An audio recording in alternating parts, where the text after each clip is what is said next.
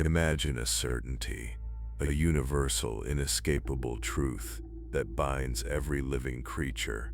Death, the final chapter, the inevitable fade to black. We fear it, we accept it, but what if one man, just asterisk, one asterisk, simply asterisk, didn't asterisk? What if instead of facing the cold embrace of the grave, a human being, flesh and blood, simply vanished? Not in battle, not by disease, just gone, erased. This is not myth. This is the oldest, most profound disappearance in human history. A man named Enoque, a man who defied the greatest certainty of all, leaving behind a mystery that echoes through millennia. A man whom God took asterisk. What really happened to Enoch's mysterious disappearance? The man God took. Why him? And what secret did his vanishing reveal about our own destiny? Prepare to question everything. For centuries, his story has been a whisper in the shadows, a riddle for the ages. But within that riddle lies a truth so profound it could redefine our understanding of life, death, and the very nature of our existence. If you stay until the end, you will uncover the true implications of Enoch's vanishing, a revelation that challenges the core of human mortality and offers a glimpse into a reality beyond our wildest dreams.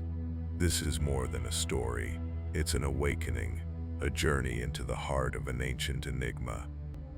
Before Enoch, before humanity, before even the concept of time, there was only void, then a command, a cosmic breath, and chaos erupted into form, not a gentle unfolding, but an explosive, furious creation. In 6 cataclysmic days, a universe was birthed from nothing. Light tore through darkness.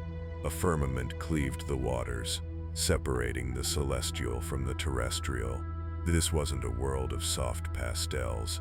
It was a canvas of raw, elemental power.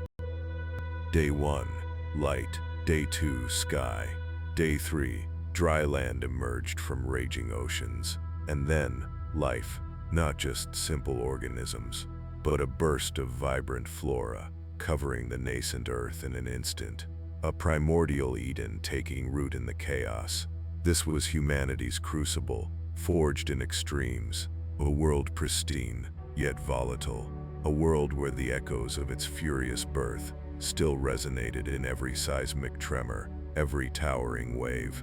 A world brimming with untamed energy, where order had just barely wrestled control from entropy. A world prepared for something new. But this new creation, this vibrant green planet, still hung in the vast, silent darkness, and it was still incomplete. Something profound was missing. Then, on the 4th day, the heavens blazed, not merely with light, but with purpose. The sun ignited, a molten eye watching over the nascent world.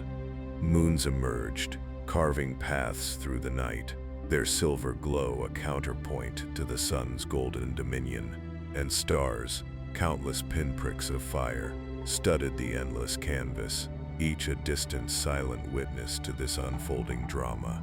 The cosmos, once a mere backdrop, now pulsed with rhythm and timing, a celestial clock dictating seasons, marking epochs. The 5th day brought a surge of life to the waters and skies. Whales, colossal shadows, glided through deep abysses. Birds, iridescent jewels, soared on nascent winds, their calls echoing through untouched valleys. The 6th day, a crescendo, the land teemed. Beasts of the field, wild and untamed, grazed on lush plains. Insects buzzed in dense foliage, every creature a masterpiece of design, moving with an instinctive grace. But the symphony wasn't complete. The conductor paused. A silence fell, pregnant with anticipation. And then, a different kind of creation, not from dust and water, but from an intimate touch, a breath, the asterisk breath of life. Asterisk. Adam, created in an image, given dominion, but not alone. From his very essence, a companion, woman, Eve, a perfect complement. Together they stood, innocent, pure, placed in a garden unlike any ever conceived. Eden, a paradise of unimaginable beauty, rivers of crystal water, trees laden with fruit, shimmering with an otherworldly glow, flowers bursting in riots of color, animals, without fear, moved among them. This was the pinnacle, the purpose, the crown jewel of creation, a place of harmony, of peace, where humanity walked in perfect communion with its maker. But in the heart of that perfection, within that untouched sanctuary, two trees stood. One, the tree of life, the other, the tree of the knowledge of good and evil, and a single solitary command, a choice, a whisper of what lay ahead, hidden in the lush foliage. The air in Eden, once pristine, began to subtly shift. A faint, almost imperceptible chill, a shadow, not cast by the sun, but by a presence. A voice, not of the maker, but a sibilant hiss, slithering through the leaves. Did God really say, asterisk? It began with doubt, a tiny seed of suspicion planted in fertile ground. Eve, curious, lingered. The serpent, ancient and cunning, a creature of exquisite, terrible beauty, coiled around the forbidden trunk, its eyes glinting with a cold, alien intelligence. It spoke of liberation, of knowledge, of becoming asterisk, like God, asterisk, a promise wrapped in poison, a lie, so tantalizingly close to truth, that it twisted the very fabric of their innocent world. The fruit, it hung heavy, glistening, no longer merely an object, but a symbol, a gateway. Its skin, once vibrant, now seemed to pulse with a forbidden allure. The serpent's words echoed, "You will not surely die," a direct contradiction, a gauntlet thrown down against the very word of their Creator. And in that moment, in that agonizing pause, Eve made a choice. Her hand reached out, trembling slightly, fingers closing around the cold, smooth skin. She plucked it, a soft asterisk, thump, asterisk as it detached from the branch. The first act of defiance, the first fracture in paradise. She ate, a single slow bite, the sweetness, a fleeting pleasure, immediately followed by a bitter metallic aftertaste. Then, the world tilted, not physically, but within. Their eyes, once innocent, were opened, not to knowledge but to shame, a searing, unbearable awareness of their nakedness, of their vulnerability, their purity, shattered, the harmony, fractured, the peace, stolen. A cold dread seeped into their bones, the first betrayal, not just of a command, but of a trust, of a love, a deep guttural cry, not of pain, but of a profound existential loss. The betrayal resonated, not just through Eden, but through the very fabric of existence.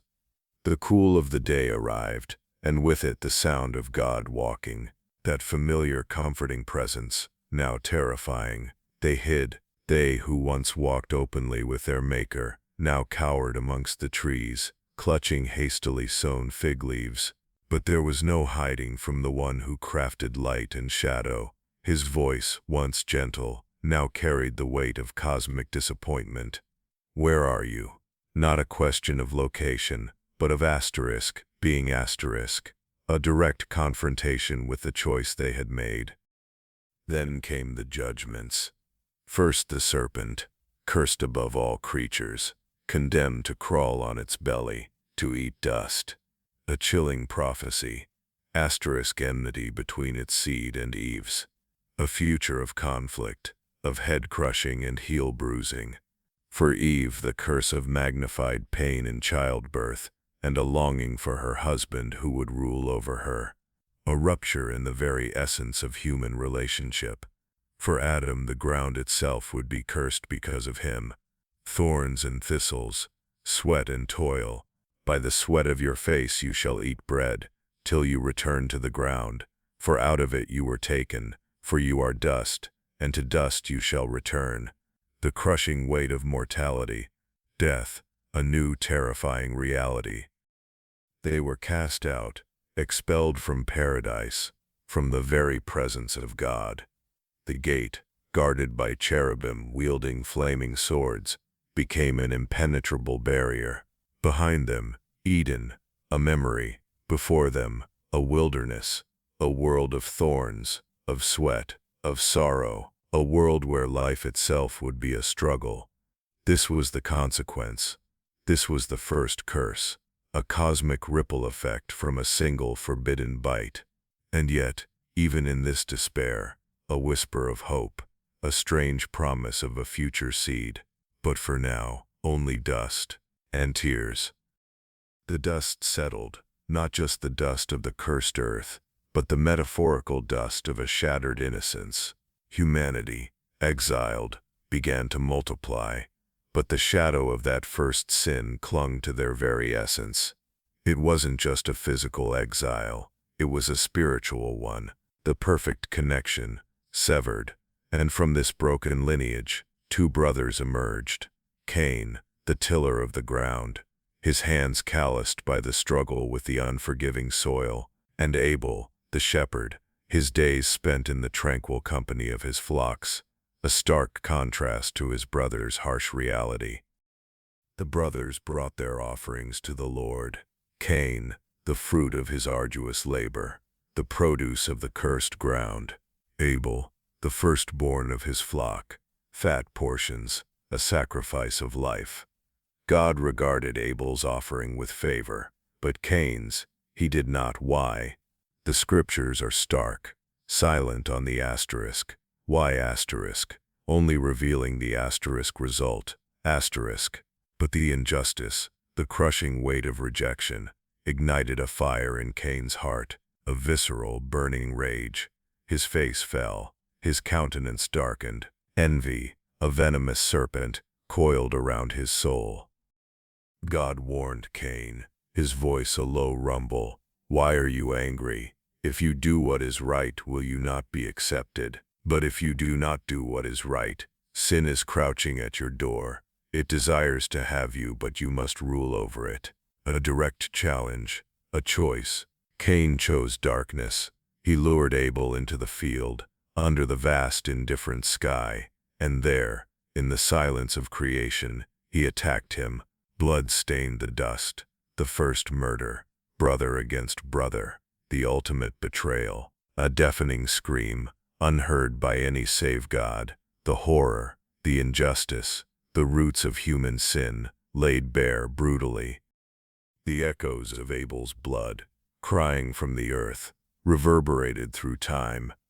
A new lineage emerged, scarred by that primal violence, yet touched by a strange, almost impossible gift. Asterisk, longevity. Asterisk. We're talking about lives stretched far beyond our comprehension, not decades, but centuries. Imagine a single human experiencing millennia of change, seeing generations rise and fall, the world transforming around them. Adam, the first man, lived 930 years. Seth, his son, 912. Enoque, 905. Kenan, 910. Mahalalel, 895. Jared, a staggering 962 years. These weren't isolated anomalies. This was the asterisk norm, asterisk, a lineage of patriarchs, each living for almost a millennium. They walked the earth, breathed the air, experienced life with an intensity and duration we can only dream of. What secrets did they accumulate? What wisdom, what sorrow, what profound understanding of the world did 9 centuries of existence etch into their souls? This was the antediluvian world, a realm where time flowed differently, where life itself was an extended epic, a world before the great flood. But amidst this tapestry